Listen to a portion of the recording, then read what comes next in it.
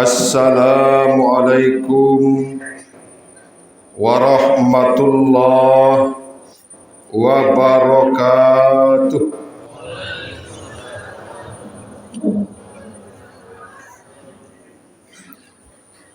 Allahu Akbar, Allahu Akbar, Allahu Akbar.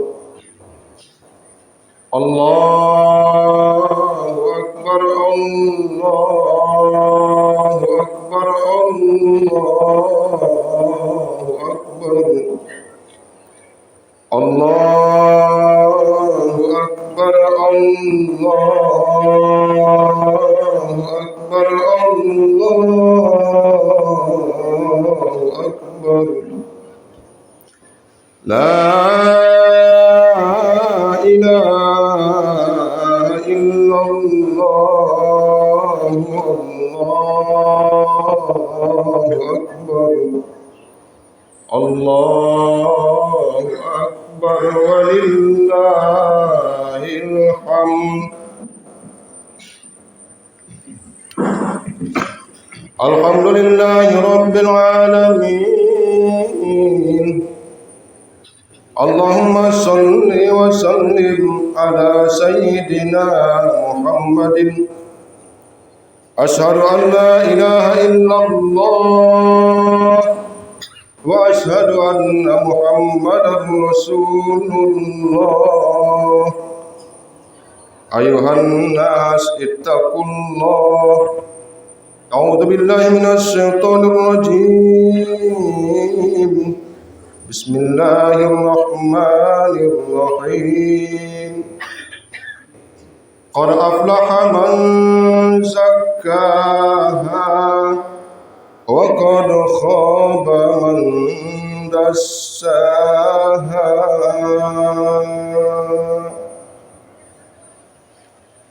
Jamaah Idul Fitri Sporsa Sungai Aur tahun 2022 Masehi bertepatan dengan tahun 1443 Hijriah. Selamat Idul Fitri. Selamat merayakan kemenanganmu hadirin dari sebuah perang yang besar, perang yang dahsyat melawan musuh di dalam dirimu sendiri. Itulah hawa nafsu, itulah keinginan, sampai-sampai engkau lulus dari perjuangan menahan yang halal sekalipun. Bukankah makan minum itu dengan hartamu halal? Iya, tapi engkau menahannya demi Allah. Karena inilah Allah mengatakan, pahalamu dalam Ramadan puasa itu hambaku, tiada malaikat yang bisa menghitungnya. Khusus saya yang tahu, saya yang akan memberi balasannya. Sehingga dikatakan dalam banyak kitab hadirin, tidak ada balasan Ramadan yang mengetahuinya, termasuk malaikat sekalipun. Saya yang akan membalasnya, kata Allah, dan kita sudah menang. Kemenangan ini kita rayakan dengan membesarkan Allah, membesarkan dan mengagungkan Sang Pencipta. Allahu Akbar, Allahu Akbar walillahil hamd. Semua pujian hanya Allah. Tiada yang layak kita sembah kecuali Allah. Di depan Allah, saudara-saudara hadirin semua kecil. The little soherun, presiden itu kecil, gubernur kecil di hadapan Allah, apalagi bupati kecil, saudara-saudara, camat kecil, hadirin yang berbahagia. Bahkan kita ini tidak ada apa-apa man. La maujud, semua makhluk dianggap tidak ada di hadapan Allah Subhanahu wa taala. Dalam sifat 20 yang dikenal, wujud hanya Allah, selain Allah la maujud. La wujuda illallah, tidak ada yang ada kecuali Allah. Maksudnya, tidak ada yang kuasa kecuali Allah. Allahu Akbar, Allahu Akbar, Allahu Akbar. La ilaha illallah, Allahu Akbar. Allahu Akbar walillahil hamd. Jamaah Idul Fitri, pencinta Nabi yang dimuliakan Allah. Apa Idul Fitri itu? Aidun artinya back, kembali. Kembali, fitri artinya dua, suci dan makan.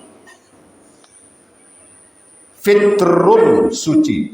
Bisa juga artinya Bapak Ibu, makan. Kembali suci setelah kita dicuci dosa 1 bulan. Kembali bisa makan setelah kita tak bisa makan siang 1 bulan. Jadi fitri, fitrah artinya dua, suci dan makan minum. Apakah Idul Fitri itu? Bagi mereka yang merasakan senangnya hanyalah yang berpakaian baru? Iya, tapi bukan cuma mereka. Kata ulama, laisal id liman labisal jadid. Idul Fitri bukan hanya milik mereka yang berpakaian baru. Walakin dal id, tapi Idul Fitri adalah mereka yang takut kepada Allah sepanjang waktu, saudara-saudara. Di mana engkau tidak maksiat hari itu, maka itulah hari rayamu. Di mana engkau taat pada hari itu, itulah hari rayamu. Di mana hari itu engkau maksiat, itulah nerakamu, hadirin yang berbahagia. Maka setiap hari kita bisa hari raya, Aidul hari raya, jika engkau tidak membantah perintah Allah. Allahu Akbar walillahil hamd. Maka kita tegaskan dengan hati, kita kembali sadar, seluruh Indonesia sadar, seluruh muslimin dunia sadar setelah ditipu 2 tahun oleh Siti Corona, saudara-saudara. Benarkah itu pandemi atau plandemi? Wallahu a'lam. Benarkah itu penyakit benaran atau yang disebarkan oleh musuh Islam? Wallahu a'lam. Saya curiga, hadirin. Setelah obat mereka laku, dibeli ribuan triliun oleh negara-negara di dunia yang 200 lebih itu, maka tampaknya Siti Corona mulai pergi meninggalkan kita. Karena obat mereka sudah laku dan kita sudah disuntik-suntik. Tinggallah mungkin penyakit di badanmu mati ke depan, sakit, lumpuh, lemah, bisa jadi bodoh. Inilah diduga permainan anak buah Dajjal.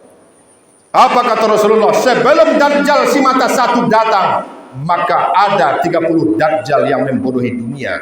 Induknya 30 tersebar di seluruh penduduk dunia ini. Dan 30 itu memiliki kaki ke bawah, memiliki kaki tangan. Bisa saja kaki tangannya telah menipu kita, hadirin yang berbahagia.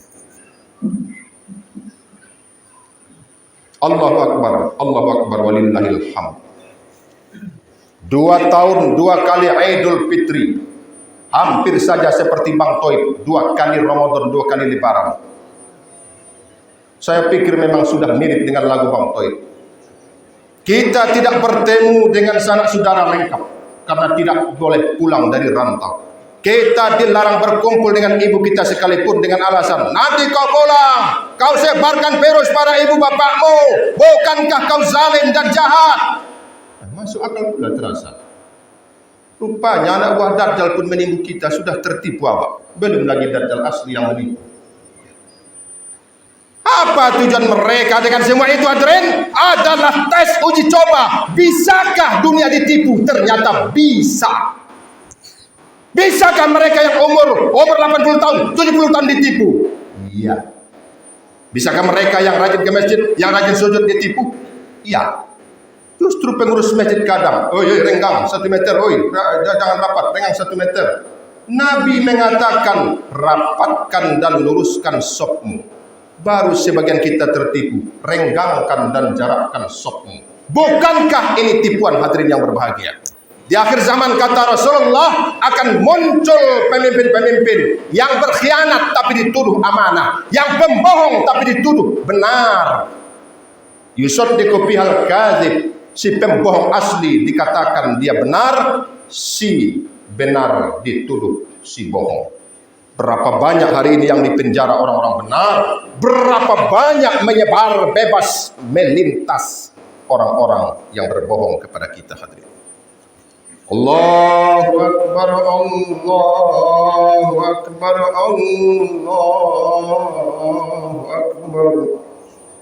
La ilaha illallah, Allahu Akbar. Allahu Akbar walillahil hamd. Jamaah Idul Fitri, Bapak Ibu, saudara hadirin hadirat, Sporsa Sungai Aur, Kabupaten Pasaman Barat, Sumatera Barat yang diridhai Allah. Inna salati wa nusuki wa mahyaya wa mamati lillah. Salat dan semua ibadahku untuk Allah, hidup dan matiku untuk Allah. Karena itulah kita memantapkan diri pada pagi ini, jangan lagi patuh pada musuh Allah. Rezekimu tidak diatur oleh orang kafir, Yahudi, Nasrani, no. Rezekimu diatur oleh Allah. Wa bis sama'i rizqukum wa ma tu'adun. Allah tetapkan rezekimu di lauh mahfuz dan apa yang akan kau temui dalam hidupmu. Jangan menunduk, saudara-saudara, tegakkan kepalamu. Kita umat Islam yang mulia, antumul a'launa in kuntum mu'minin. Kamulah umat yang unggul di dunia jika kamu betul berpegang pada Quran hadis. Kenapa engkau takut? Kenapa menunduk? Kalaupun harus tunduk kata Rasulullah, tunduk dan sujudlah pada Allah. Kalaupun engkau harus menunduk, tunduk pada Allah. Kalau harus membongkok, membongkok pada Allah. Jangan kepada musuh-musuh Islam. Allahu Akbar, Allah Maha Besar. Kenapa di hatimu lebih besar orang? Kenapa di hatimu lebih besar orang kafir? Allah yang Maha Besar. Tunjukkan dalam hidupmu 24 jam hadirin yang berbahagia. Allahu Akbar, Allahu Akbar, Allahu Akbar. La ilaha illallah, Allahu Akbar. Allahu Akbar walillahil hamd. Umat Islam wajib berkuasa. Ayat mengatakan inni ja'ilun fil ardi khalifah. Saya ciptakan Adam sebagai muslim dan rasul nabi untuk berkuasa. Maka ketika orang Islam dan mukmin tidak berkuasa, inilah akibatnya. Harga garam kita ditentukan mereka, harga cabai kita ditentukan mereka, apalagi beras, apalagi baju, apalagi mobil. Sekarang harga sawit kita juga ditentukan mereka. Bukankah harga sawit kita turun hadirin? Siapa yang melakukannya? Penguasa. Karena penguasa bukan orang baik, maka orang jahatlah yang mengisinya. Salah sendiri. 200 juta lebih kurang penduduk Indonesia muslim. Kenapa ulamanya tidak mau memasuki kekuasaan? Mereka termakan bujuk rayu tipuan Snokhokrone, orang Yahudi kebangsaan Belanda, mata-mata pura-pura masuk Islam, belajar di Makkah bahasa Arab, menghafal Quran dan hadis. Lalu dia datang ke Indonesia menjadi agen, menyamar sebagai ulama. Serbannya 3, di kepala, di leher, di tangan. Jubahnya 2 lapis, jubah dalam, jubah luar yang terbelah. Kagumlah ulama Indonesia, karena ulama Indonesia hanya pakai topi hitam dan belangkon. Waduh, ini ulama ini wali ini. Lalu mereka berkumpul. Apa karena Snokhokrane pada ulama-ulama kita? Jangan kalian berkuasa berpolitik. Politik itu kotor. Orang Islam tidak boleh memasuki kekotoran. Bukankah najis saja yang kau hindari? Karena itu jangan berpolitik. Ini najis. Termakan pula ulama kita yang bodoh-bodoh itu sebagian. Untung ada yang pintar, Imam Bonjol, Diponegoro, Hasan Tiro, Cutnyak Din, Cutnyak Meutia. Ada Tuang Kurau.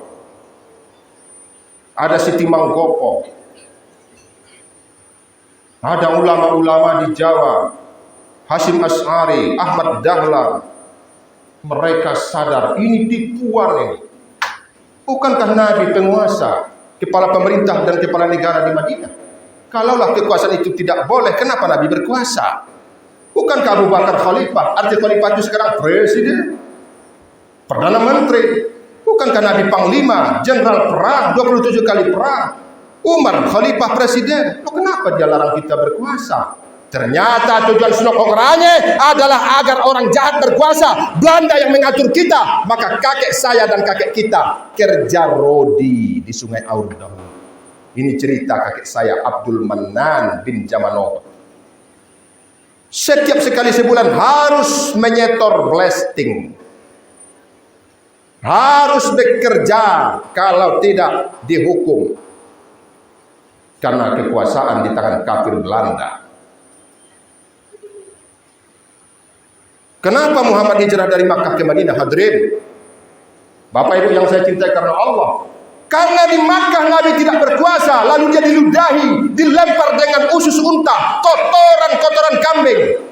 Dicekik lehernya karena dia tidak ada kekuasaan. Kepala jorong saja tidak, jangankan camat dia. Maka hijrahlah dia ke Madinah, karena di Madinah ada basis massa pendukung. Ibarat kompanya banyak pendukungnya. Kata orang Madinah ketika Baiat Aqabah 1 dan 2, "Ya Muhammad, datanglah ke Madinah negeri kami. Di sini tak ada yang mendukungmu kecuali orang-orang lemah. Datanglah ke Madinah. Istrimu pun sudah wafat yang disegan oleh Khadijah. Pamanmu pun sudah wafat. Tak ada lagi orang segan padamu. Datang ke Madinah. Kami sambut engkau. Kami buat engkau kepala negara, kepala pemerintahan. Tegakkanlah agamamu dengan sempurna." Lalu Muhammad hijrah ke Madinah. Di Madinah dia diangkat menjadi presiden, lalu menjadi kepala negara, kepala pemerintahan. Bapak Ibu, adakah lagi yang berani meludahi Nabi di Madinah? Adakah lagi yang berani melempar Nabi dengan kotoran unta di Madinah? Adakah lagi yang mencekik Nabi di Madinah? Jangankan meludahi Nabi, siapa yang mencaci Nabi di Madinah didengar oleh Umar dan Ali, Talhah, Zubair dan Khalid bin Walid, habis dipancung lehernya. Ketika Nabi berwuduk, maka air wuduknya tidak akan pernah sampai ke tanah. Kenapa? Ribuan tangan sahabat dan orang Madinah Ansor menampung tetesan wuduk Nabi. Lalu mereka oleskan ke mukanya. Bahkan di antara mereka setelah mendapat tetesan wuduk Nabi, lalu dia pulang ke rumah, diusapkan ke kepala anaknya. Berkah-berkah, semoga jadi ulama. Berkah-berkah-berkah. Diusapkan ke kepala keluarganya, ke badannya. Inilah kekuasaan itu pentingnya, hadirin. Tegaklah di Madinah, yang mencuri potong tangan, yang berzina setelah menikah dirajam, kalau bujang dipukul 100 kali, dicambuk dan diasingkan di karantina 1 tahun. Kekuasaan itu penting. Orang-orang baik di Sporsani harus jadi kepala jorong. Kalau tidak, nanti kepala jorong diisi agen togel dan agen ganja. Bupati harus orang baik. Kalau tidak, nanti bupati itu adalah penjahat yang tidak peduli dengan harga sawit, hadirin yang berbahagia. Jangan main-main dengan kekuasaan. Wajib. Apa kata Imam Sayuti? Kata dari para Imam Mawardi dalam kitab Ahkam As-Sultaniyah, apabila ada orang baik mampu berkuasa, lalu dia tidak mau berkuasa, lalu kekuasaan itu diisi orang jahat, lalu orang jahat membuat undang-undang merusak rakyat, maka dosa terbesar akan ditanggung orang baik tadi yang tidak jadi mencalon. Allahu Akbar, Allahu Akbar, Allahu Akbar. La ilaha illallah, Allahu Akbar. Allahu Akbar, walillahil hamd. Hai orang Sporsa Sungai Aur, kalian umat Muhammad yang sangat berpotensi menjadi pembela Nabi dan Islam di akhir zaman.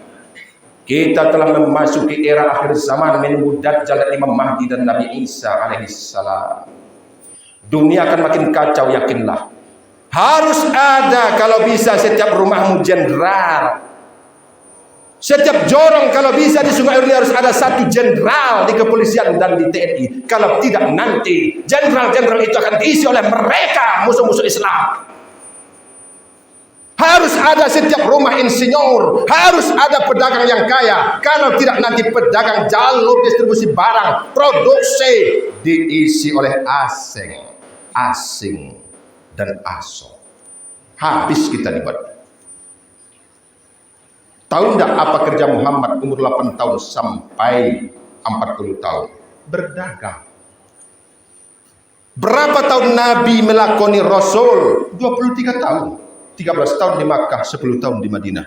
Tapi Nabi menjadi pedagang hadirin umur 8 tahun sampai 40 tahun.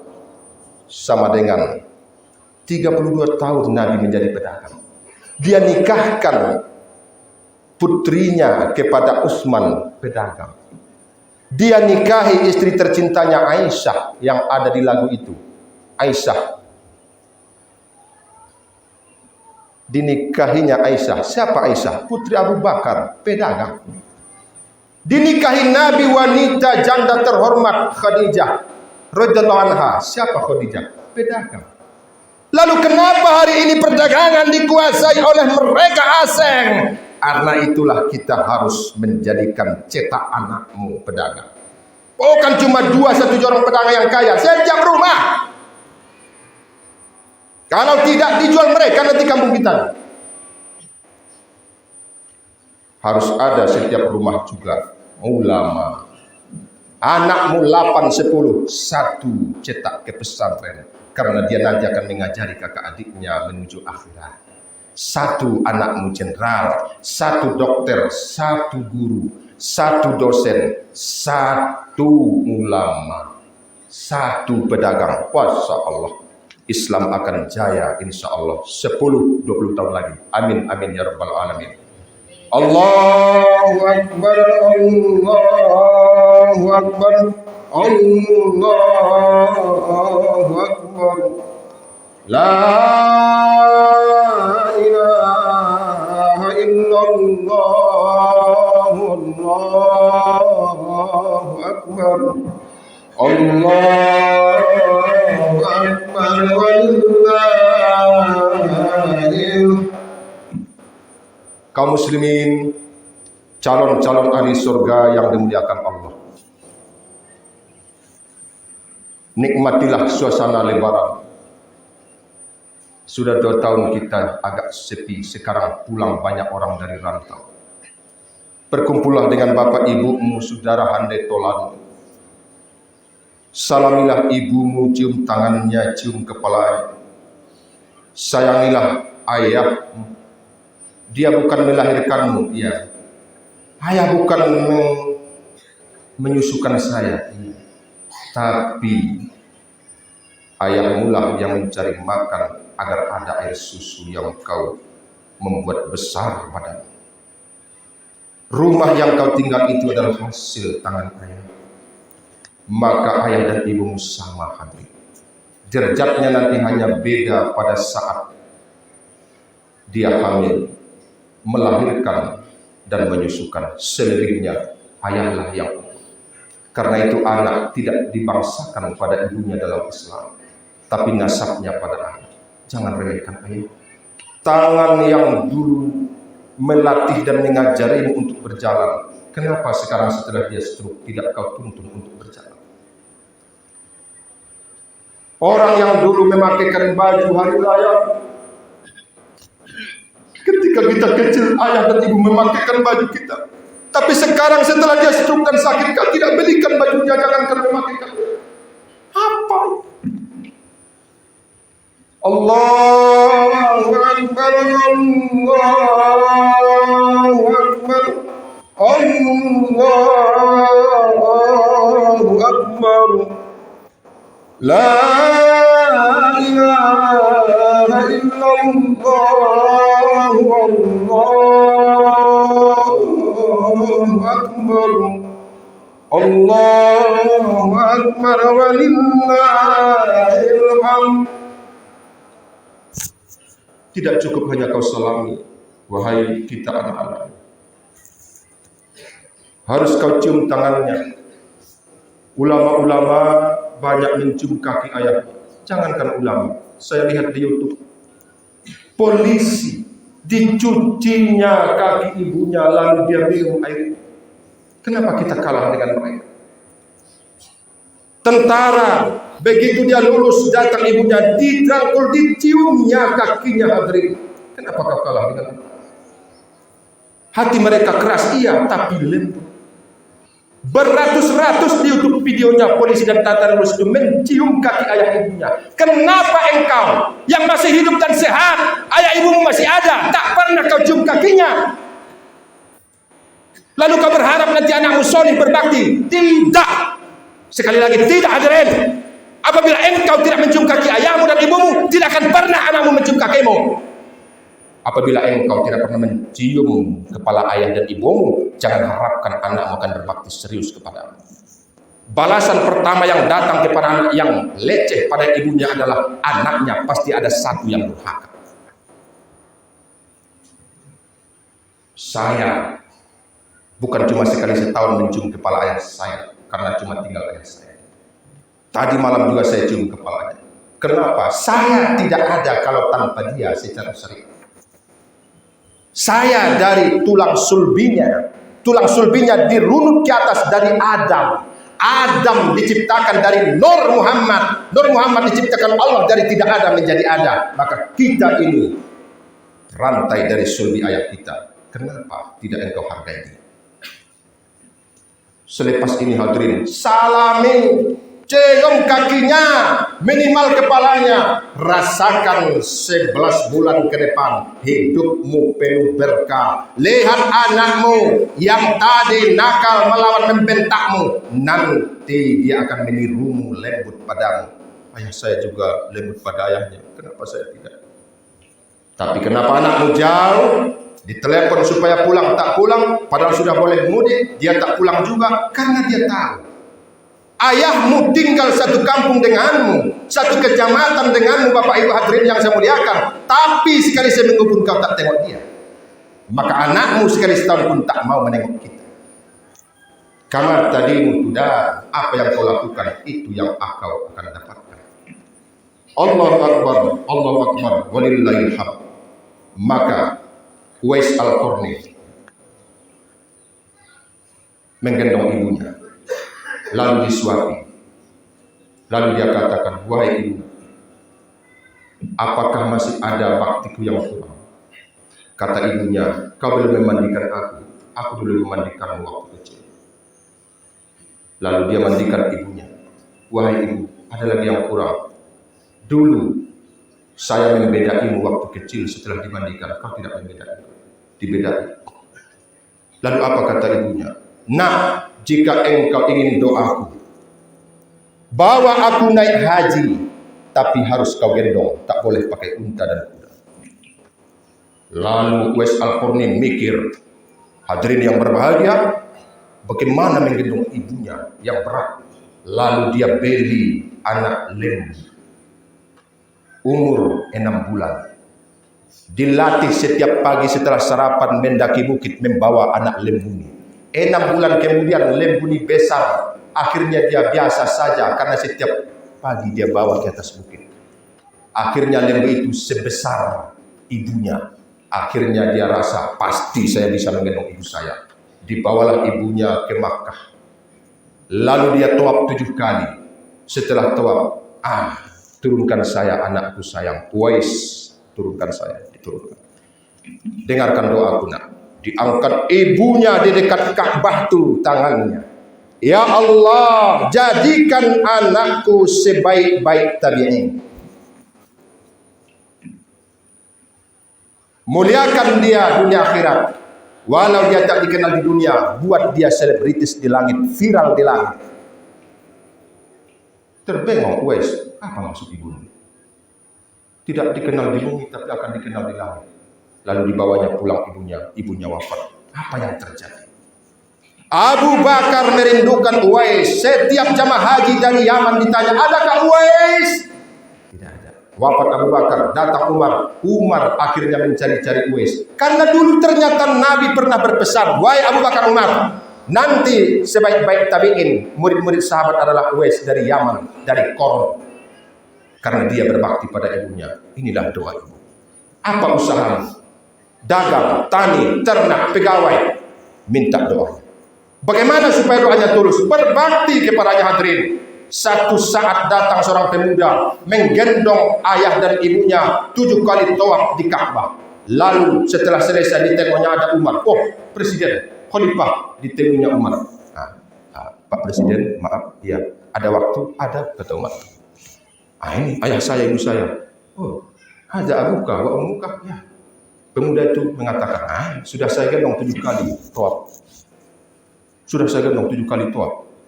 Kan sudah lunas itu jasa ibu saya pada saya, rumah saya, ya Umar. Ya kan? Apa katamu, kata Umar. Umar kan temperamen, tegas. Hanya kau gendong 7 kali tawaf di Ka'bah nih, kau merasa sudah membalas jasa ibumu. Dengarkan ya. Kau gendong dari kampungmu 7 kali haji ke Ka'bah nih, jangankan tawaf. Dari kampungmu ke Ka'bah nih kau gendong ibumu 7 kali haji, 7 tahun. Satu tarikan napasnya ketika melahirkanmu, satu rasa sakitnya teriakan yang melahirkanmu, tidak belum bisa kau balas. Terletak pemuda itu tersungkur, menangis terseduh-seduh. Jangan kau merasa telah membalas jasa ibumu ya, kata Umar. Dibelai Umar kepalanya. Di satu hari datang seorang laki-laki yang sudah merawat bapak ibunya yang lumpuh, stroke, sampai wafat. Lalu dia datang kepada Umar bin Khattab. Ya Umar, katanya engkau Al-Faruq, pandai membedakan yang baik dan benar. Tolong kira-kira jawab pertanyaanku. Saya membalas jasa ibu bapak saya, stroke bertahun-tahun. Saya suapi, saya mandikan, saya gendong, saya urus sehingga saya tak mencapai karir dalam karir saya karena sibuk mengurus mereka. Saya tak jadi kepala dinas gara-gara itu. Saya tak jadi jenderal gara-gara itu. Saya tak jadi kaya gara-gara mengurus mereka. Kan sudah lunas itu. Oh, jadi kau urus berapa tahun? 7 tahun. Dengarkan anakku. Kau jawab dengan jujur. Setiap hari kau urus mereka ketika sakit. Bukankah di hatimu, kapan matinya ayah saya ini? Biar segera saya lepas dari tugasnya. Sedangkan mereka, wahai anak muda, mengurusmu waktu kecil setiap hari.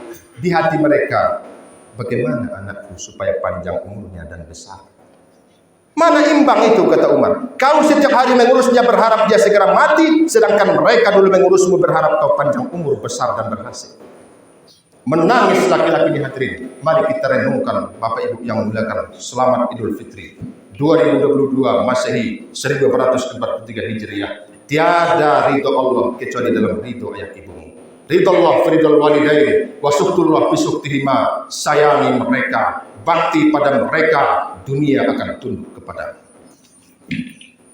Barakallahu li wa lakum wa nafa'ani wa iyyakum bima fihi minal ayatil wa taqabbal minni wa minkum tilawatahu innahu huwas samiul alim.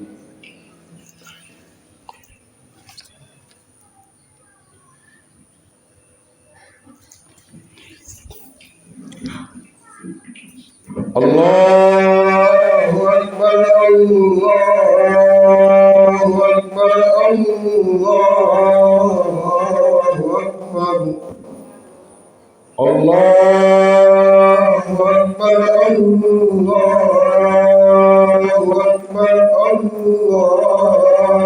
Allahu akbar, Allahu akbar. La ilaha illallah, Allahu akbar, Allahu akbar, walillahil hamd. Alhamdulillahi rabbil alamin. Asyhadu an la ilaha illallah wa asyhadu anna Muhammadan Rasulullah. Allahumma shalli wa sallim ala sayyidina Muhammad وعلى آله وصحبه أجمعين. أيها الناس اتقوا الله حق تقاته ولا تموتن إلا وأنتم مسلمون. أعوذ بالله من الشيطان الرجيم. بسم الله الرحمن الرحيم. يا أيها الذين آمنوا اتقوا الله حق تقاته ولا تموتن إلا وأنتم مسلمون. ادخلوا في السلم كافة وما أرسلناك إلا رحمة للعالمين. اللهم اغفر للمسلمين والمسلمات والمؤمنين والمؤمنات يا قاضي الحاجات. ربنا آتنا في الدنيا حسنة وفي الآخرة حسنة وقنا عذاب النار. Ya Allah, jadikanlah Idul Fitri kami ini istimewa, berkumpul dengan keluarga. Buatlah mawaddah sakinah warahmah ya Allah. Buatlah anak cucu kami hafiz dan hafizah, alim dan alimah, soleh dan solehah ya Allah. Buatlah kami berbakti kepada orang tua kami dan anak kami berbakti kepada kami ya Rahman. Jangan anak yang kami sayangi sekarang lalu nanti membentak kami 10 tahun ke depan. Jangan anak kami yang kami belanja sekarang 20 tahun lagi melupakan kami bahkan ketika sakit dan mati ya Allah. Jangan ya Allah, Engkaulah ya Rahman ya Rahim. Jadikan seluruh orang sponsor ini ahli surga ya Allah. Jadikan mereka penegak agamamu di akhir zaman. Jadikan mereka pencinta Nabi Muhammad SAW. Ya Arhamar Rahimin, Ya Arhamar Rahimin. Barik lana fi aidina. Berkati hari raya Idul Fitri kami. Buatlah kami husnul khotimah. Terima semua amal kami di bulan Ramadan dan setelah Ramadan. Sampaikan kami kepada Ramadan dan Idul Fitri tahun depan ya Allah. Bifadlika ilahi subhanahu wa ta'ala. Wassalamualaikum warahmatullahi wabarakatuh. Assalamualaikum warahmatullahi wabarakatuh.